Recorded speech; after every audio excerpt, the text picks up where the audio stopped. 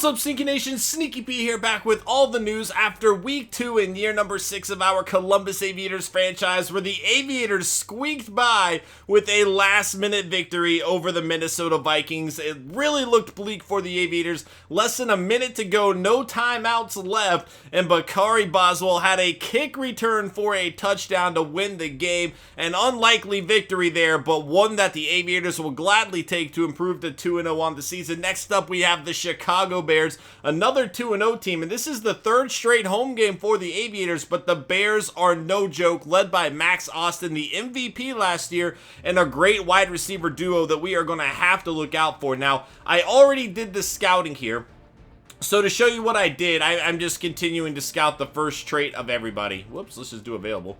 I'm just continuing to scout the first trait of everybody. I am seeing a lot of B+. I like to see that. That's usually the indicator of a pretty good draft. A few A's in there as well. Things are looking pretty good early on in this draft, but obviously we're just going to have to see how everything else unfolds as we move forward.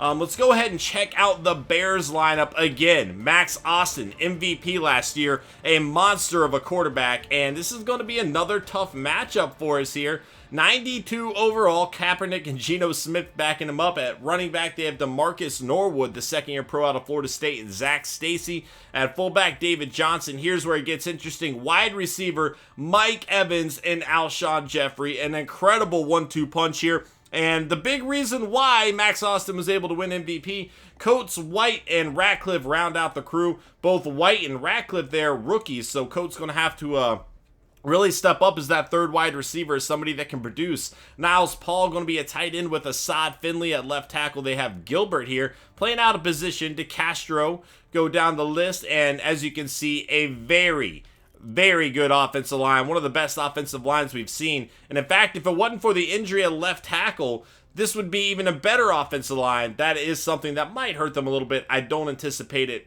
holding them back too much, I should say. At defensive tackle, they have a rookie, Jamarcus Burrell, out of South Carolina there. Left outside linebacker, McPhee. At middle linebacker, they have Eric Kendricks and Arrington. There is an injury there. We'll check that later. Sergio Mason at right outside linebacker. At cornerback, Josh Sanders, Phillip Gaines, Maxwell, a rookie out of Penn State here. But again, another team without a great secondary, and that can pose issues for opponents. You know, we have a great receiving core. Now, they do have Clinton Dix, a very good pickup there. But overall, not the best secondary. However, this is certainly a team in contention right here, guys. This is going to be one of the teams in the playoffs. We already know that. They have too much firepower on offense. So this could be a potential Super Bowl preview. There's a lot on the line for this game. Luckily, we are at home. We are riding the momentum after a surprising victory, I should say. But this is an issue. Avery Williamson out for the season. And that's a big blow to this team, guys, because we just let Tyler McElroy leave in free agency. So now we are very thin all of a sudden. Now we do have guys that can fill in, but that injury is going to be a pretty big blow to this team. We're going to have to check it out, see if we need to sign anybody. We might be okay. But regardless, having an injury like that is very significant at this point in time. And, you know, we might as well sign somebody, I suppose. Now, we do have Justin Brown here, so that's good. We do trust Justin Brown. We actually kind of wanted more time for him anyway. But going the entire season without a guy that's been one of the captains of your defense since coming into the NFL is definitely going to be an issue for this team. And, you know, had we had McElroy still, this wouldn't really be as big of an issue.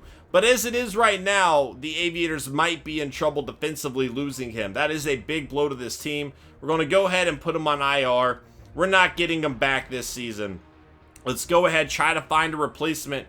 Not necessarily to start. We do have a lot of faith in Justin Brown, but we do also need to see what we are dealing with. Now, we could pick up Timmons. Timmons would move Brown back to the bench, but he's not that fast. I don't like that. Having that veteran presence would be nice. We'd be pairing him right back up with Ryan Shazier. They have familiarity together, obviously. That'd be good, but I kind of want somebody a little bit faster. A lot of the guys at the top of this list are up there in age, And, you know, this guy's probably going to be a backup. Again, I'm perfectly cool with Justin Brown getting those starting minutes, right? I am. And here's Hart, who we actually had to cut going into the season to make room. So we could just go ahead and re-sign him there. You know what? Let's do it. We drafted Hart. We wanted Hart on the roster. We had to make some difficult decisions. Let's bring him back in. He's already familiar with the team. He's got a lot of speed. Now, he's a project player, but again, how much is he really going to be playing at this point? I don't know. I'm not anticipating a whole lot. Let's get back to the injuries here, see what we got going on with the Bears. And again, that injury to Jake Matthews really disrupts their offensive line, but even without him, they still do have one of the best offensive lines. No significant injuries other than that. That's kind of a blow to them. They have a rookie there anyway. It's going to be an interesting game, though. Let's go ahead and check out the stats from week number 2, see what we got going on in the weekly awards here. And Josh Broussard, 27 of 37, 403 passing yards, 5 touchdowns. Clay Matthews, 9 tackles and an interception. Atkins, 8 tackles, 2 interceptions. And Dalton, 23 of 32, 319 yards, 3 passing touchdowns for him. Guys, that is going to be it for this episode. We will get into this stats soon enough. Actually, we have an early bye week this year, which I'm not a big fan of. So we'll probably start looking at the stats then. The Texans did pick up a win. The Colts and Jags both lost. Going to be an interesting season, though, guys. Thank y'all so much for watching this episode. I hope you enjoyed. Hit that like button if you did, and I will see you guys in week 3 as we take on the Chicago Bears. Later.